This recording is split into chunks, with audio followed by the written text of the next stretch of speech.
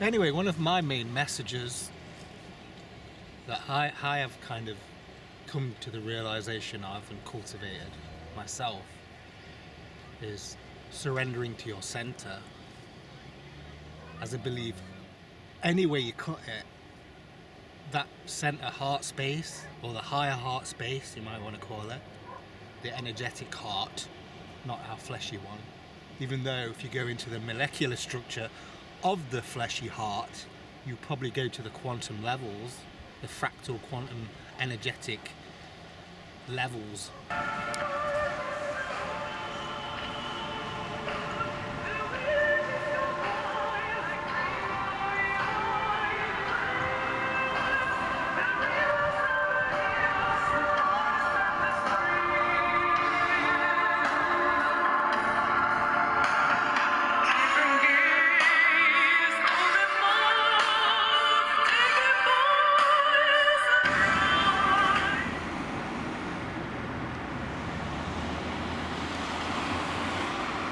Harry and Marv over there doing a tap dance to raise the dead by the looks of it, looking at their location.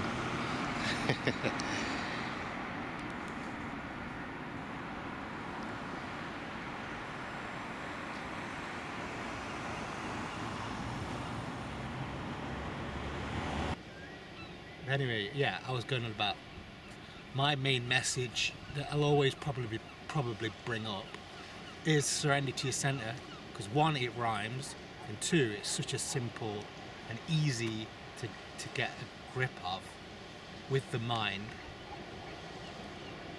because you hear about like surrendering to God, or surrendering to the universe, or surrendering to life, or surrendering, different kind of concepts. But that's all they are, isn't it? Concepts. What's the concept of God? Everyone has a different concept of God. Even if you're part of a religion, you'll have different kind of perceptions of what God is. That's why there are so many different sects of certain denominations of religions.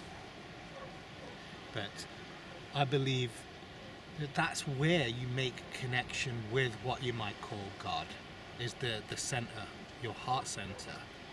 That's where you make that conscious contact.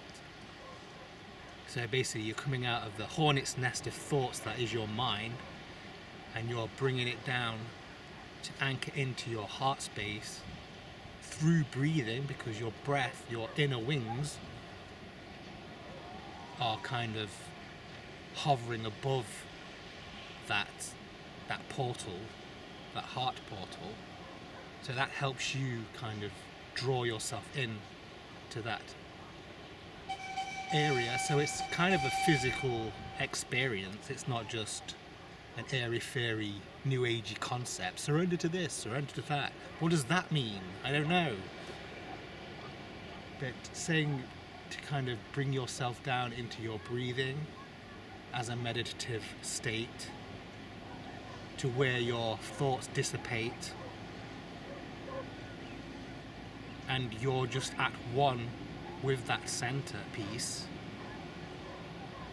The peace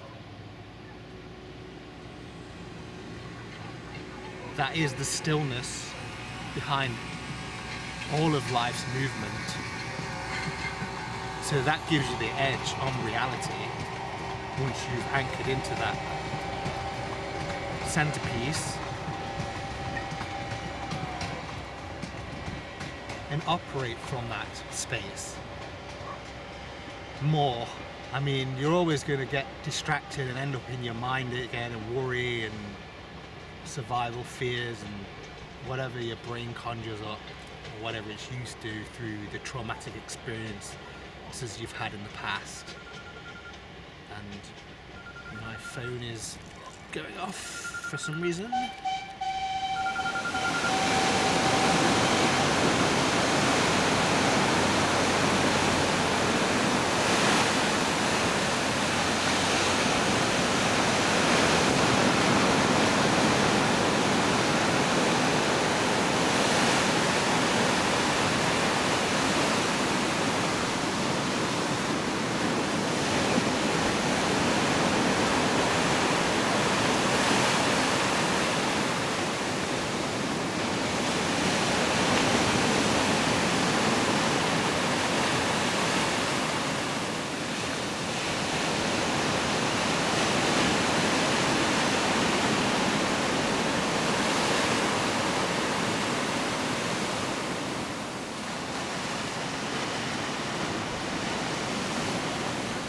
inner peace that once you're in an alignment with,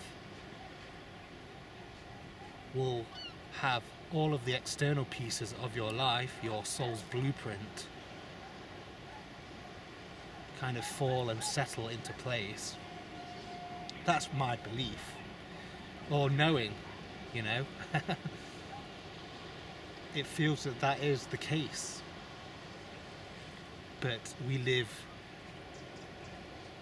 in a mental construct, what we've created for ourselves as humans and what this system pertains to. It's always about figuring things out in your head and staying in your head and logical, being rational, but kind of not using your intuition so much. And I think that's where your intuition resides. Some people say it resides in your gut. I don't know if that's the case. I think your intuition is to do with the seat of your soul, which is your heart. And you're getting the information or the intuition, the teachings from your soul aspect, which resides more in the ethereal realms, which has a bird's eye view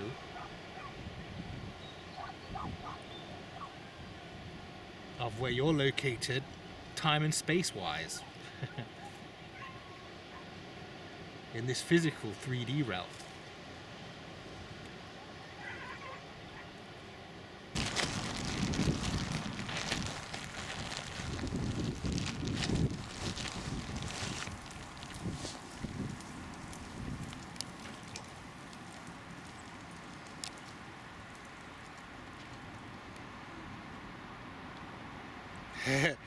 Be nice, seagull. 'Tis the season of sharing.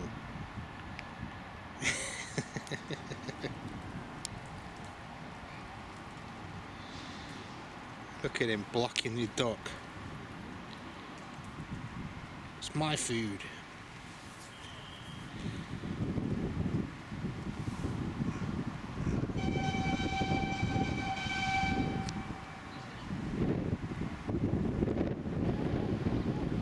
Life isn't as linear as we think it is anyway. But the way things are set up in our human world, sometimes we have to adhere to the scheduling, don't we? You know, you got to do your tax returns and you got to pay bills at certain times.